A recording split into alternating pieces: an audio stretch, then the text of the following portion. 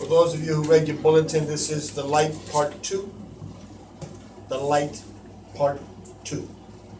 You all turn to the Gospel of John, chapter 9, verse number 5, which is a simple verse. Well, I am in the world, I am the light of the world.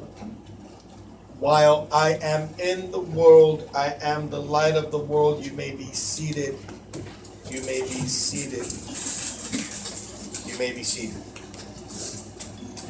I want to review part 1 briefly for those of you who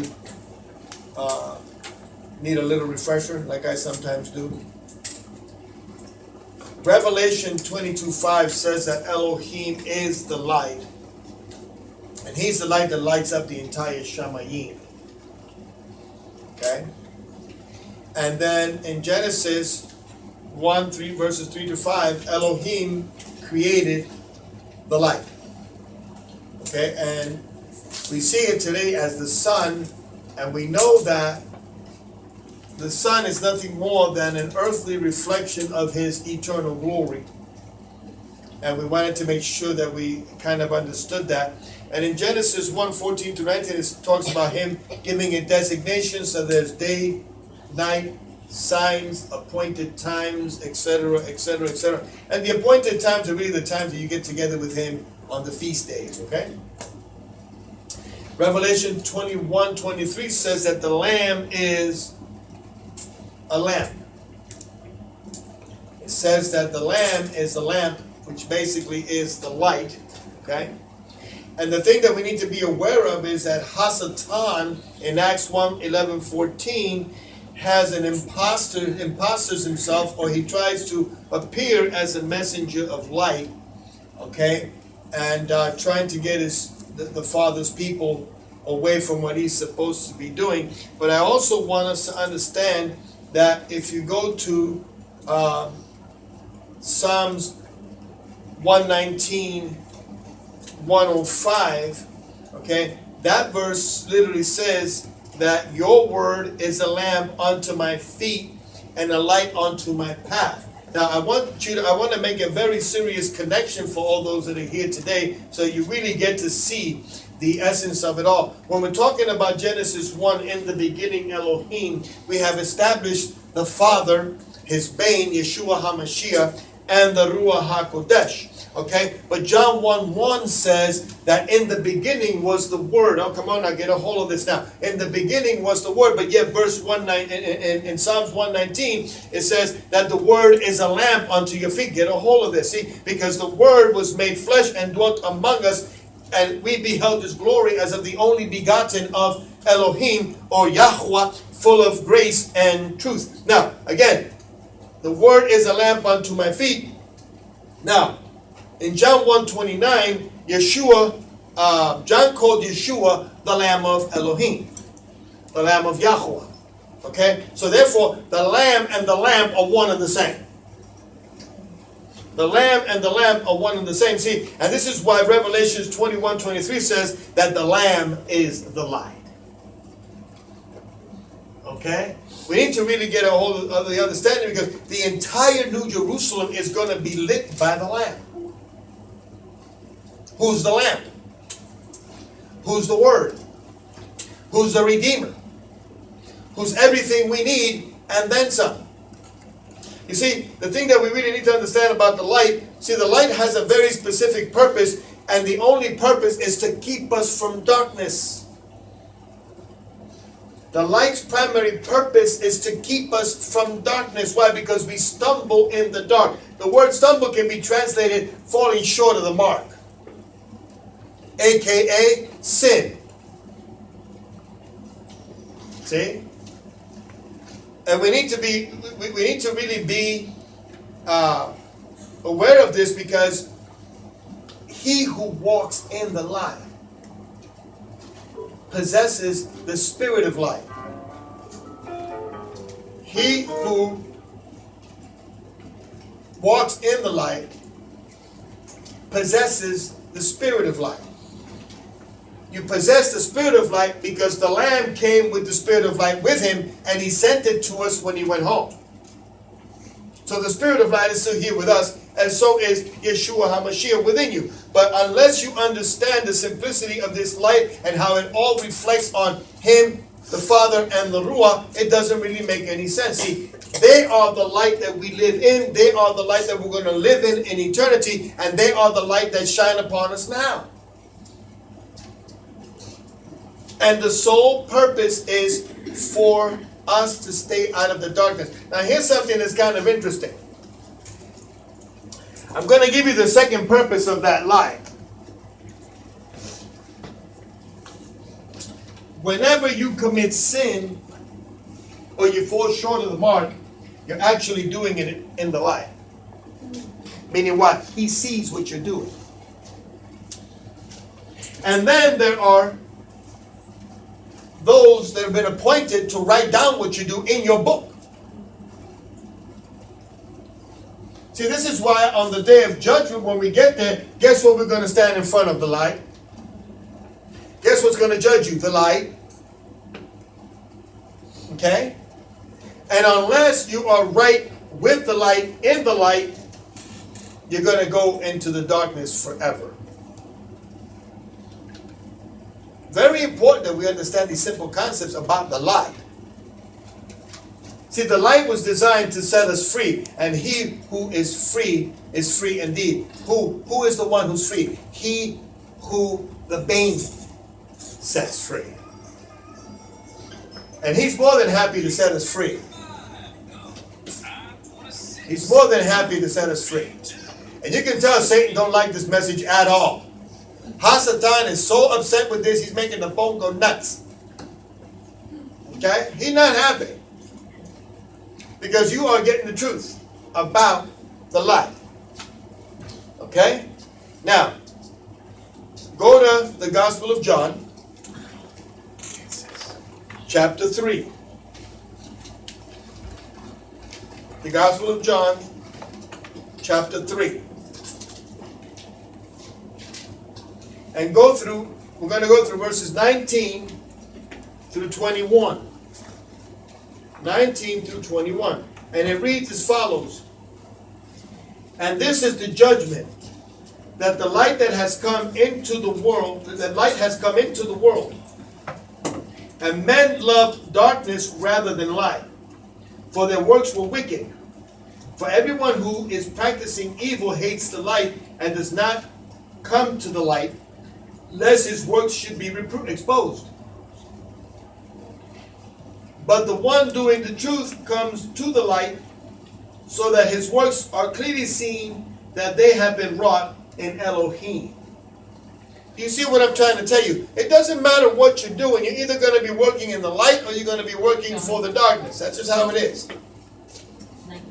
Okay? And those who are working for the darkness, on the day of judgment, they're going to find out all about it. See, because we're going to have to give an account of our life here on the day of judgment, and we really got to get ourselves situated with respect to the light. We need to understand what the light is all about. We need to understand how the light affects us and why it's here, and what its function is. If you don't know what the function of light really is, go into your room, shut everything off, and read your Bible. What? You want me to, what? Yeah, you can't read in the darkness, can you? Why? Because there's no light there. He is the lamp unto your feet. He is the light of the world. He is the light of the Shamayim. He is the light that you use to read the Word. Why is that? Because, see, the earthly light allows you to see the Word, but it's the light in Him, in you, that gives you what it means. You understand what I'm saying? Anybody can read the Word, but unless you have the light in you, you're not going to get the meat and potatoes out of it that you need to be able to live a successful life here, irregardless of what's going on in this world, irregardless of what's going on in politics, irregardless of what's going on within the confines of the the things that are going on with respect to whatever it is that's not light, you're going to be able to deal with it. You're going to be able to navigate through it all. And guess what? You're going to maintain your integrity as a child of Elohim walking in the light. Amen. That's what it's all about. We have to be able to stand and allow others to see the light shining in you. And trust me, the greatest of all heathens, if they need a prayer, they'll know who to go to. They will come to you. And you know what you do? You pray with them. Pray with them. And you're one step closer to the stake where he's going to find redemption. Come on now. See, we take this light stuff too lightly. And let me tell you how bad of a heathen I was.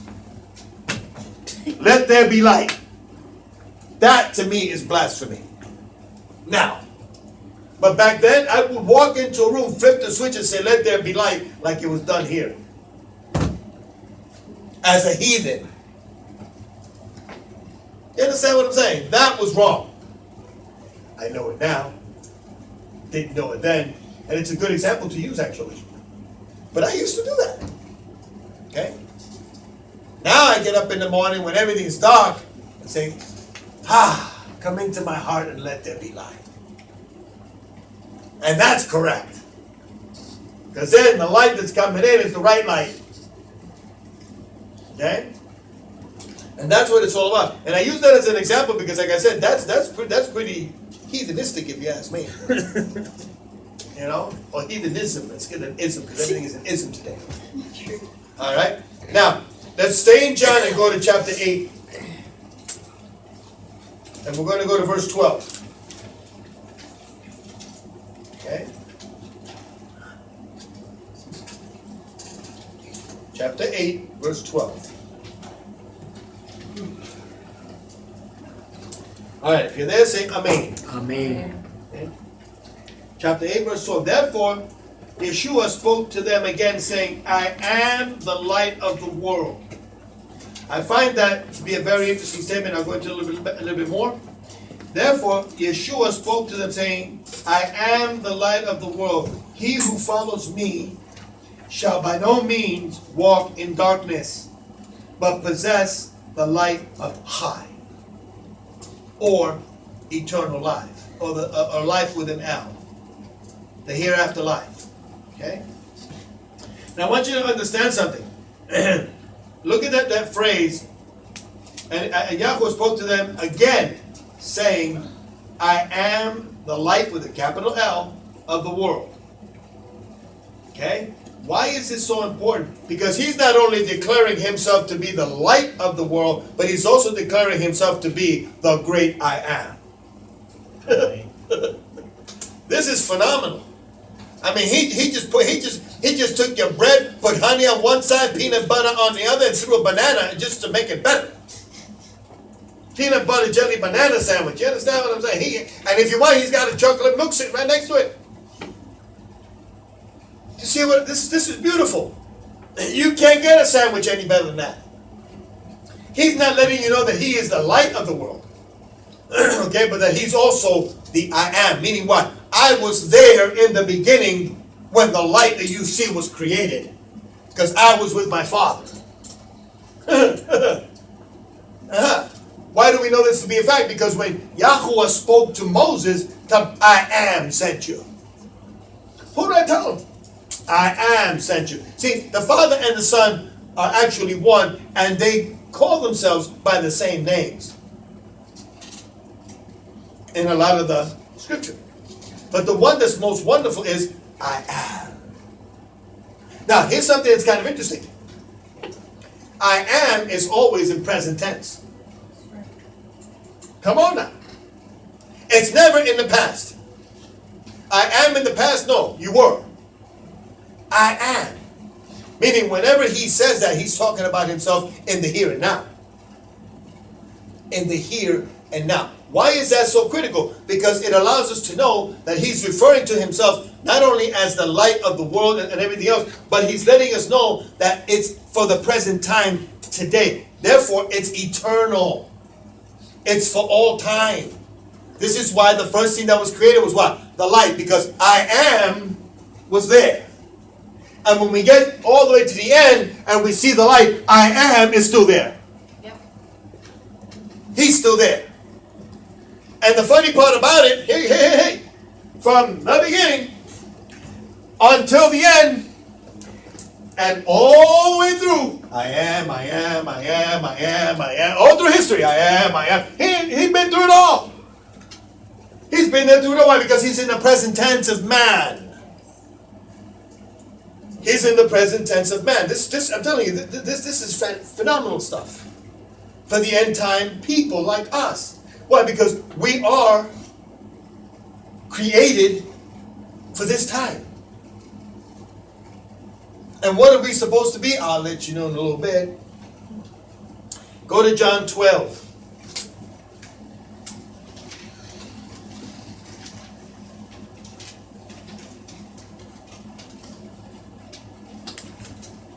Verse 35. If you're there, say Amen. Amen.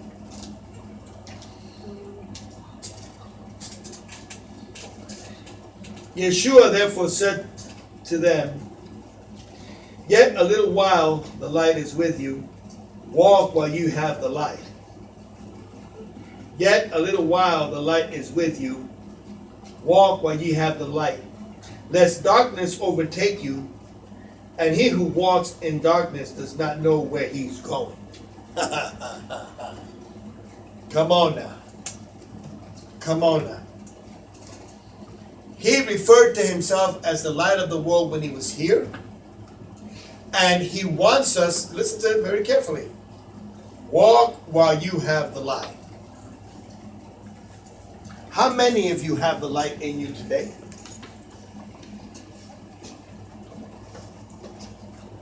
How many of you have the light in you today? Then walk while you have light. Lest the enemy comes and overtakes you. And once you're in the darkness, it says that you do not know where he is going, meaning you. You ever seen people try to walk in the dark? Yes. They stumble quite a bit. They stumble quite a bit. They stumble quite a bit. Now, here's the kicker. Sometimes when you stumble, you fall. When you're in the darkness, you're going to fall out of grace. You're going to fall away. You're not going to be a part of the flock. So you have to walk while you have the light. And the only way you're going to have the light is every morning invite the light into your heart. Then you can walk while you have the light, okay? Because if you let the darkness overtake you, let it be for a brief moment. Irregardless of what it is, repent and go on. Get back into the light. Listen, we're all going to make mistakes along the way. Okay? That's just the nature of the carcass that's still alive. Okay? But, let me tell you the difference between mistakes. Okay? Let's say Brother Cisco and I needed to go downtown, and one of the brothers was going down that way, and we said, can you give us a ride? And he said, sure. Except we didn't know he was going to stop at the convenience store and hold it up. See, that's a mistake. But it's just because we were in the right car at the wrong time. Okay? There's a difference between Cisco and I and that other man getting it together, and the three of us hold up the store. That's a difference. Why? Because one was planned, the other one was just a mistake. It was just an act, we didn't know. Okay. The Father will have greater mercy on the latter than the first. When you choose to willingly sin, you're going to have a harvest of what you've done. And so we have to be very careful when we choose to fall out of the mark.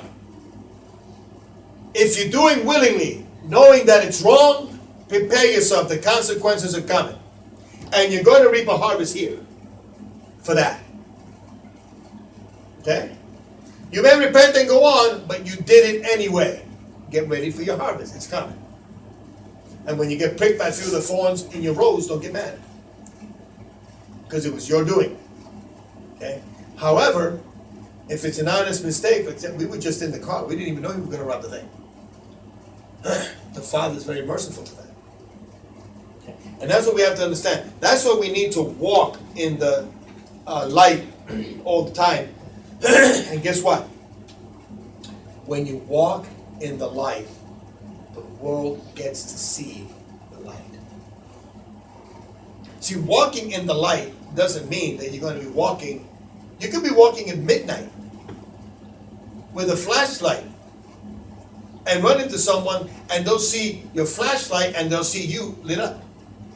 Why? Because you're walking in the light. The light that's in you is the light you're walking in. Even with the flashlight. There's two lights there. And they need to see that in the darkness or during the day. During the day is even more important. Because they'll see the sunlight without a problem, but there's another light about you. The esteem light is about you. They can see his esteem about you. His esteem, okay? Glory, whatever you want to call it. Now, let's go to 1 Peter, or Kepha. By the way, John is Yohanan. Kepha. Chapter 2. Don't mind me, I'm still looking for Kepha. Chapter 2. Verse number 9. Amen. Okay? Now listen to this. But you, who's he talking to? Us. No, he's talking to you. You're not talking to us. He's talking to you. You know what the difference is? One is personal, the other one is personal collective. Okay? That's the difference. It's true, he's talking to us, but he has specifically spoken to you. Okay? But you're both correct. I just wanted to make the difference.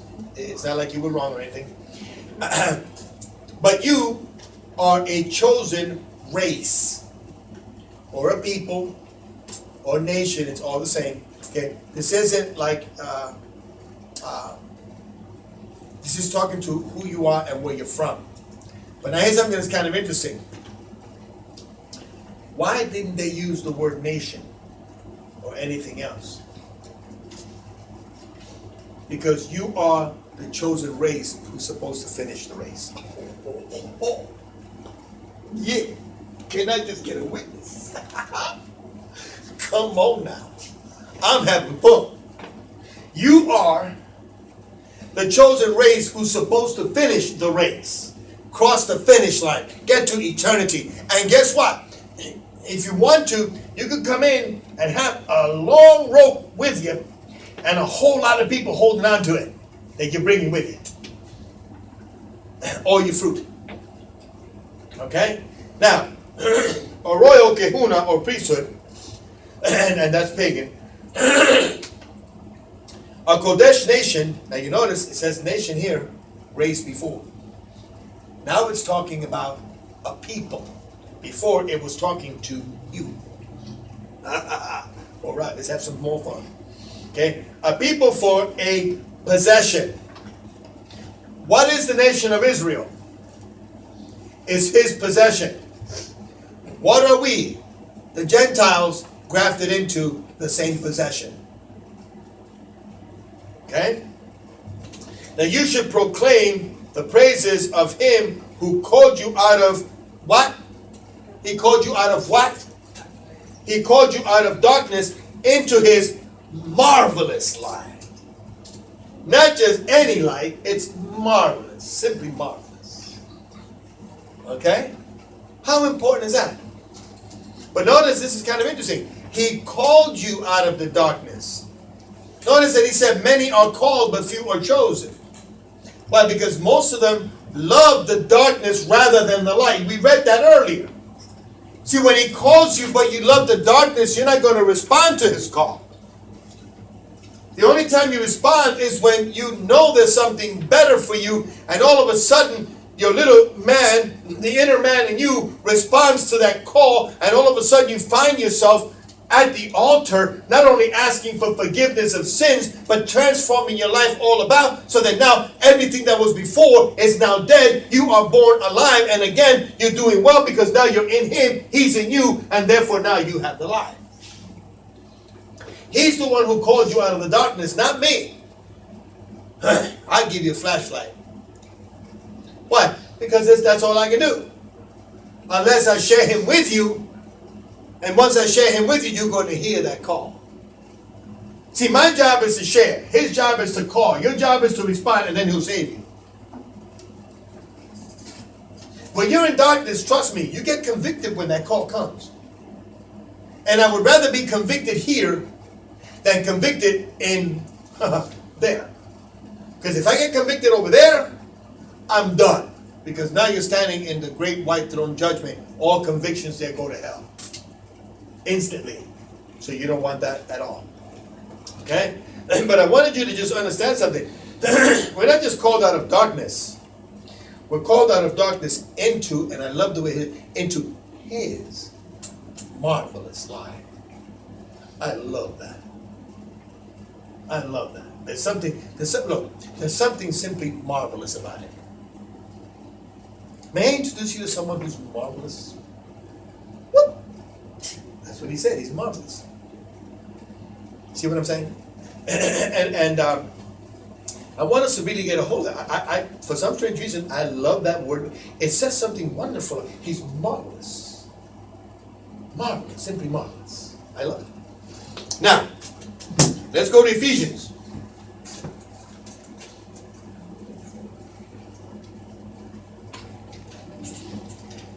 Chapter 5.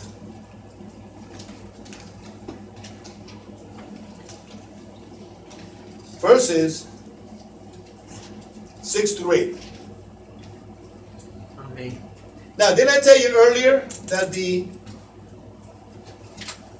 Hazatan tries to show himself as a light, disguised as a light? Did I tell you that?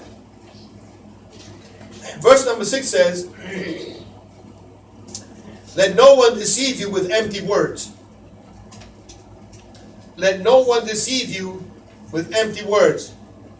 For because of these, the wrath of Yahweh comes upon the sons of disobedience. I want you to see something that's kind of interesting.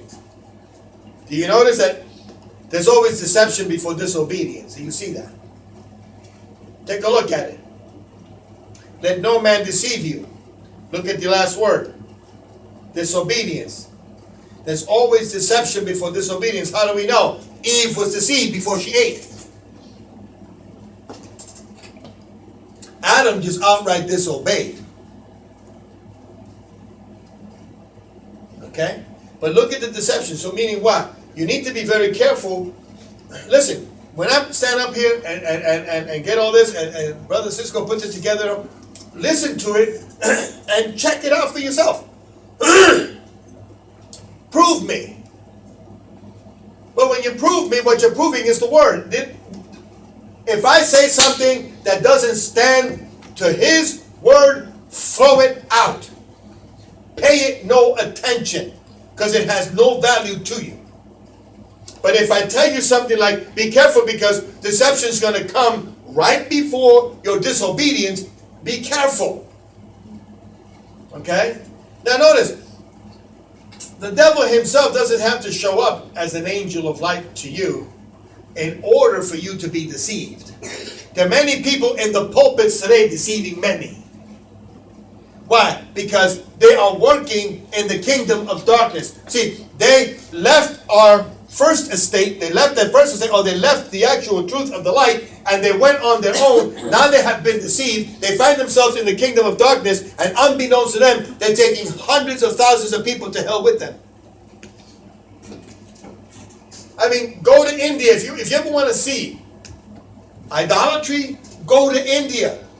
They have 1.4 million gods, and I think it's still growing. 1.4 million gods and is still growing. Okay? You could have a man come up to you and deceive you if he's in darkness.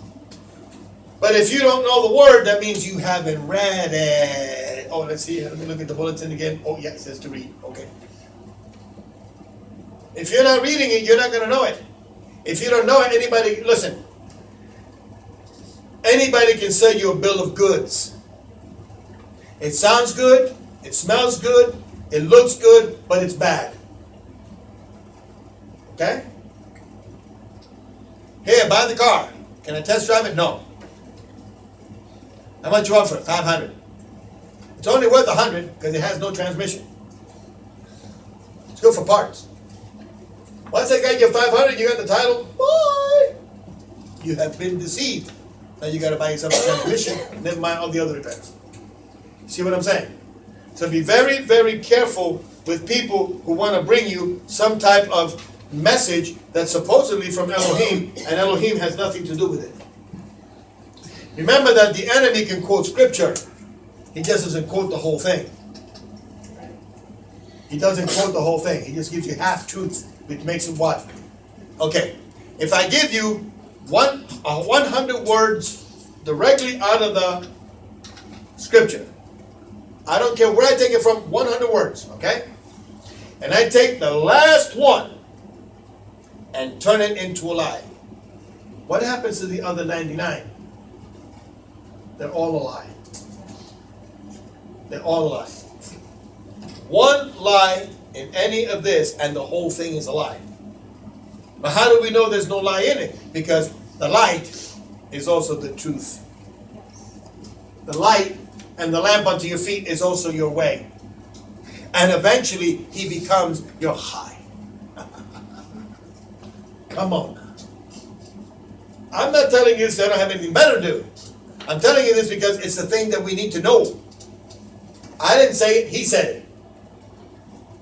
He said it. And by the way, I don't have anything better to do. Because this is as good as it gets for me. Can we get an amen on that? Amen. All right, now, so remember, walk as children of that light. Okay? Walk as children of that light so that you don't find yourself. Now turn to the book of Acts so that you don't find yourself in darkness. Acts 13.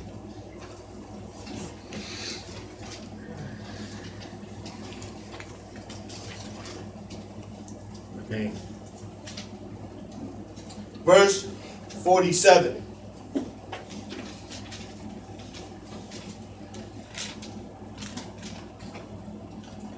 For so the Adon has commanded us, I have appointed you to be a light to the Gentiles, that you should be for deliverance to the end of the earth. Can you see yourself doing that? Mm-hmm. It's talking about you. Okay? Now, how do we know? For so the Adon has appointed us. Now that's collectively. Meaning what? Everyone who's in here has been commanded. And you have been appointed, and you're actually appointed, okay? I have appointed, now he's talking to you. First he talks to us, then he talks to you. Okay? I mean, look at it. It's right there, right in front of you. I want you to get the difference in these two, because one is collective, the other one is personal. So the Adon has commanded us collectively. Okay? And I have appointed you. You are appointed. That's why I'm anointed, appointed, and assigned. Did you get that? I'm anointed, appointed, and assigned. Look, it says you're appointed. I didn't make it up. Okay? And he says, appointed you to be a light to the Gentiles. So we have to go out and buy a whole bunch of flashlights, right? No. It means when you walk into wherever they are, the light has just come in. You are ready, willing and able to share Yeshua HaMashiach and exactly what he's all about to them, that they may become believers in him. Okay? That they may believe. Oh man, I'm telling you, you guys got a lot of work ahead of you. That you should be for deliverance to the ends of the earth. You see, what we bring forth is nothing more than deliverance from what? The kingdom of darkness into the kingdom of light. That's why I tell you, we're nothing more than delivery people. That's why I call myself a delivery boy. You're bringing deliverance. Okay. You're bringing deliverance. Okay. That means I'm delivering. Delivering deliverance. Okay. I'm a delivery boy. Or delivery girl. Okay, let's not get all bent out of shape. When I say boy, I mean girls too. I want us to really understand this because, listen, we are bringing deliverance to the Gentiles. Meaning what? We are bringing deliverance to everyone who doesn't know him. Everyone who doesn't know him. Now, and here it was referring to for the Jews to go out and be a light to the Gentiles, like Peter, Paul, and all those guys. But today, that applies to us. We are the same light to the Gentiles. Why? Because we have been grafted in. Okay? We have been grafted in. Hence why he's known as Yeshua HaMashiach, not Jesus Christ. Because we're grafted in. And we're using his real name. Okay? Now, go ahead and turn to the book of Matthew. Chapter 5. I'm going to close with this.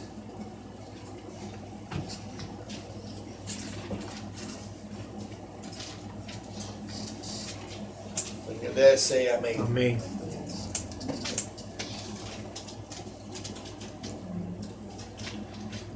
We're going to go over verses 14 through 16.